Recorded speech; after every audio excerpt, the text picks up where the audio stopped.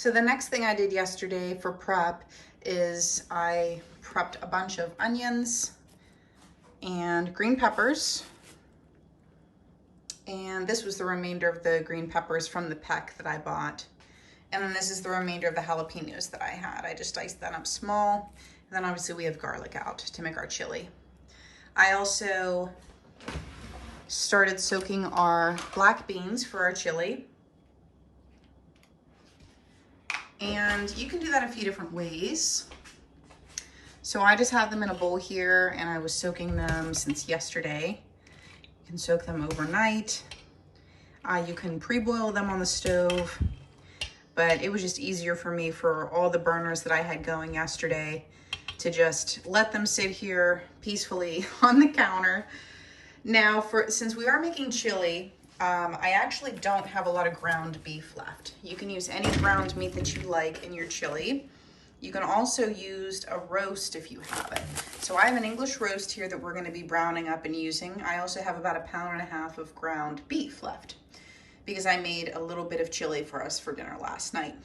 So next what we're gonna be doing is getting out another pot and a cast iron skillet to brown up all the meat and saute all of our veggies over here.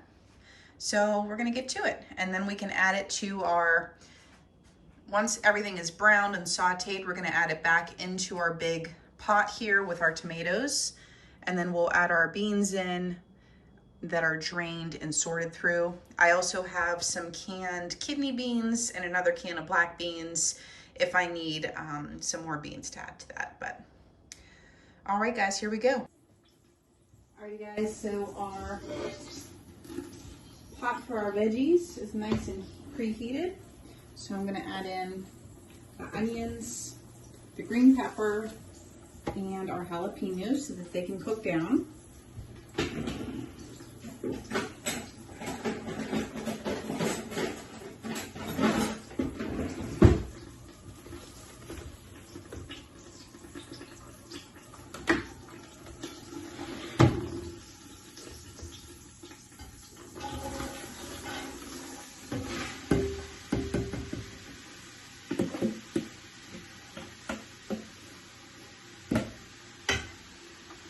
Remember that your temperature is going to drop. Just remember your temperature is going to drop as soon as you add food into your pot. So I just turned my heat up a little bit more. We're on medium high.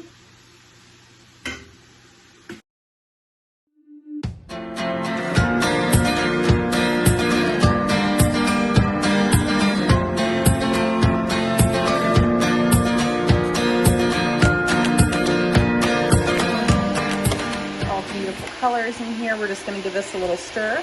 I'm going to add some salt and pepper here, and we're going to use canning salt because we are going to can this. And like I said, this is a pretty big pot, and it's probably filled up to about here.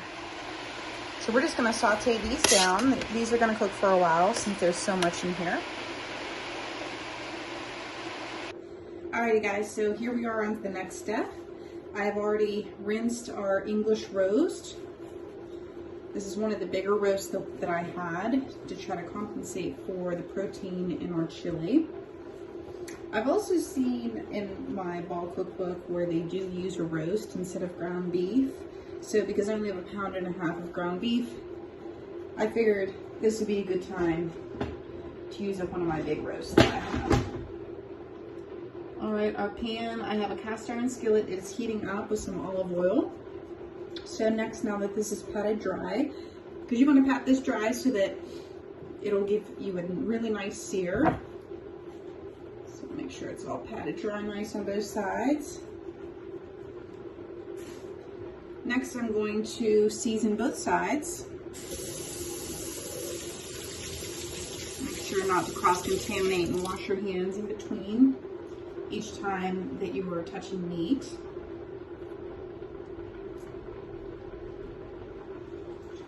Okay, so the next thing we're going to do here is we're going to add some salt, and because we are canning this, I'm going to be adding some canning salt.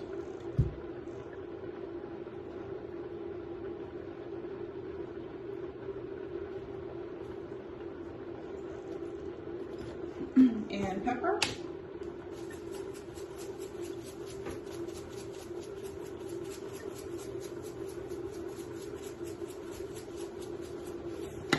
Next, and this is an optional thing, but I do like to use steak seasoning for whenever I'm making dishes like this. It just adds a little bit more depth of flavor.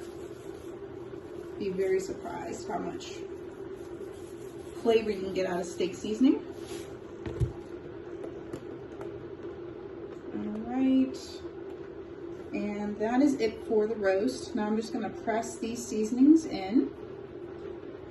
Our oil is nice and heated up, so we're just going to lay this down away from us, and then we're going to season the other side once it's in the pan.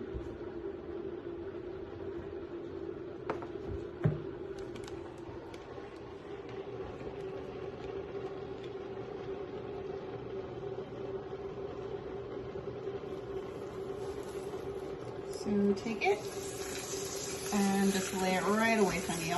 That way that oil doesn't splash back on you and burn you.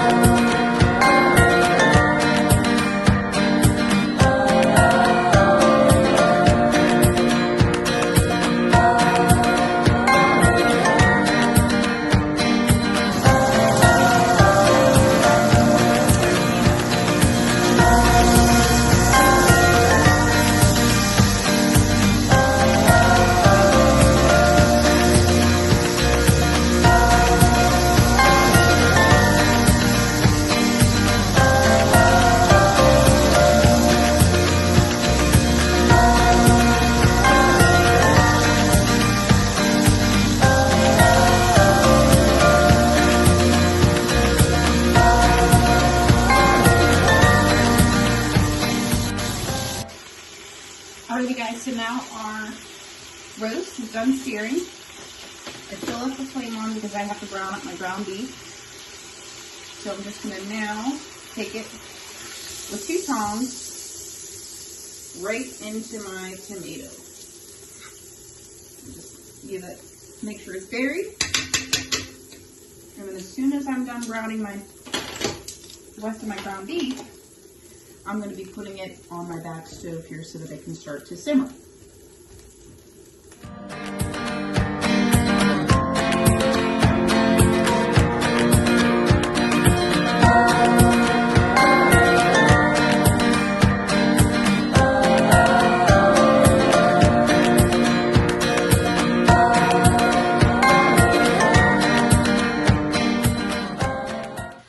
So we moved some things around. I added our peppers, onions, and jalapeños to our tomatoes with our roast.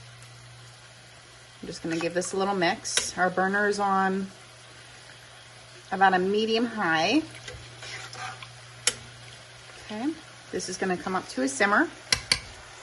And then our ground beef is still browning away over here. I am using the same spoon because all of this is going into the same dish. If it wasn't, I would not be crossing the meat, you know, these 2 dishes over together, just so you're aware of that.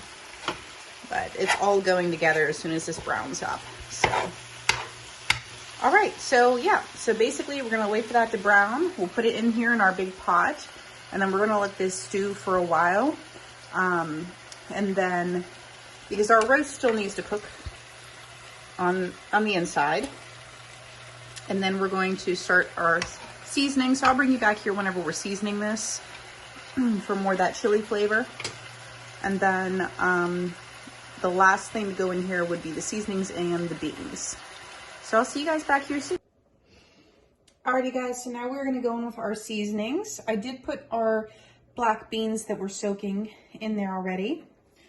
And next we're gonna hit it with some pepper. So again, you want to season every layer that you can. That's why I seasoned our veggies, our meat separately, and now we're seasoning everything all together.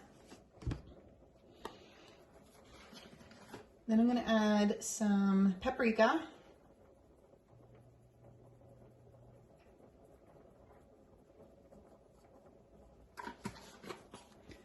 Some chili powder.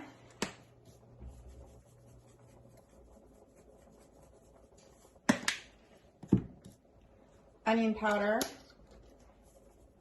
If you have some garlic powder, you can put that in there as well.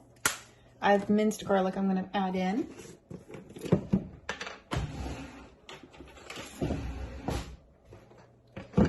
And we're gonna need quite a bit of this because this pot, as of right now, it's filled up to about here. You can see how big it is there, the 23-quart pot. And I still have to add in our ground beef and the rest of our beans.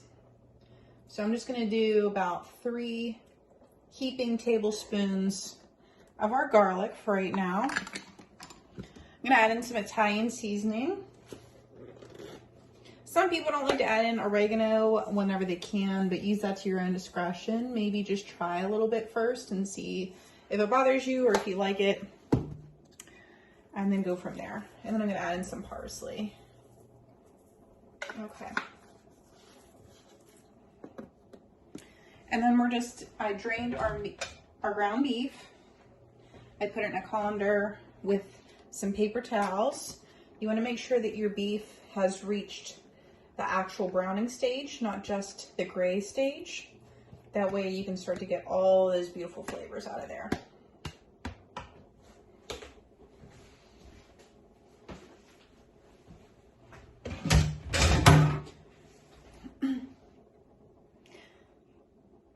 All right, let's take a look at what we've got. Okay, so this is our pot right now. I'm just gonna give it a good mix here. Got the ground beef, the seasonings, onions, peppers, jalapeños, garlic, and then our roast is in there as well. Can't hardly see our roast anymore. Like I said, I am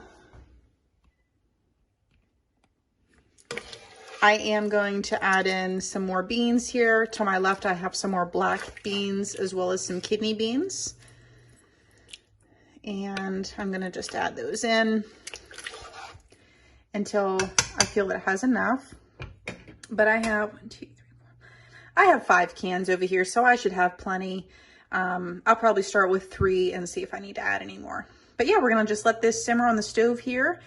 We want it to all come together. We're gonna taste the seasonings. I am gonna cook it with the lid off so that it can start to reduce and thicken up. If you're curious, any tomato products that you're making, or any sauce for that matter, how it thickens up, because like I said, these were just straight tomatoes before. Like there's no paste in here, no thickening agents or anything like that. Now, when I made my tomato soup, we put the onions in there and we blended up the onions with the tomatoes, and that helped to thicken the sauce. It helped to thicken the soup, and then it also reduced down. So, but obviously for this, it's just all vegetables, all meat, all beans, and then our chunks of tomatoes, because I didn't pulverize the tomatoes. I just kind of crushed them up. So how this works is basically this will sit here and it'll start to steam. And as it steams, it's evaporating all that moisture into the air. And then you're gonna see your line drop down, and then it's gonna start to thicken up. That's how sauces and soups and stews reduce down and thicken up, just for those of you that didn't know that. But yeah, so I will see you guys back here shortly. Okay, everybody, and we are back finally. So it is the next day. The chili took all yesterday to cook, and just slow cook because it is so much. Just cooked it on the stovetop, made sure all the beans are nice and soft. The meat was falling off of our roast, so that's a good thing. I just put our roast in our bowl here and shredded it up. So now I'm gonna add that back into our pot. So that was a good thing. It was nice for a change to have the roast cook in with the chili for 2 reasons. So the first thing is it gives a lot more of a depth of flavor to our chili. And the second reason is, even though I like a roast when it really, really falls apart. So right now, I'd say it's probably a good 2/3 done. And after pressure canning it, I think it's just gonna be that much more tender. So that's another little trick that I hope this works out. Okay, so next we're at the stage where we're gonna be jarring up our chili. So just gonna give this a little mix to distribute that roast into our chili. And then I'll show you what it looked like. It turned out really well. So this is what our chili turned out, how it turned out. Like I said, it was reducing down without a lid, so that's why you'll see the level has decreased there a little bit. I think this is gonna be really good with the ground beef and the roast in there. A little something different. And like I said, it also brings some new depths of flavor to it. So this is ready to go now. This is cold because since I cooked it yesterday, I let it cool down and then I put it in the refrigerator overnight. But now we're ready to go. So we have basically everything is room temperature right now. Our chili, our jars, and our canner over here that we're gonna be using with the water. Alrighty guys, so here's the final product. I had a little bit of siphoning with the chili, but I noticed that, especially whenever I pressure can, really any canning that I do anymore, but more particularly with pressure canning, anything that has fat content in it, after the fire goes off, the pressure goes down to 0, then I crack the lid a little bit, I let that steam, and then I slowly take the lid off. And then I set the timer for about 10 or 15 minutes, 15 to be really safe, while they're just sitting in there acclimating to the temperature that's out here. And then after that 15 minutes, I take them out and I put them on here. So now it looks like some of them are starting to pop. So I'm happy for that. And yeah, just to not shock them. And I noticed with when you have more fat in your product, it just, because you can still see some of these are still boiling. And I just didn't want to disrupt the seal. I'm gonna have to wash these really good. But I'm gonna let these sit overnight. Once again, same procedures, let them sit overnight. I will check all the seals tomorrow, wash all the outsides, and then date and put them away. So I have 7 more quarts in our other canner here, and it's almost done. Actually, I just turned the heat off, so the pressure gauge is coming down. And so this one should be done here within the next half hour or so. Anyway, guys, thank you so much for watching. Please like, share, and subscribe. I know this was a long video, but I just wanted to kind of show you what all you can make from, you know, your tomato crops and adding in maybe a few other things such as peppers and onions in this year. So thank you guys so much for watching. Please like, share, and subscribe, and I'll see you on the next one. Bye-bye.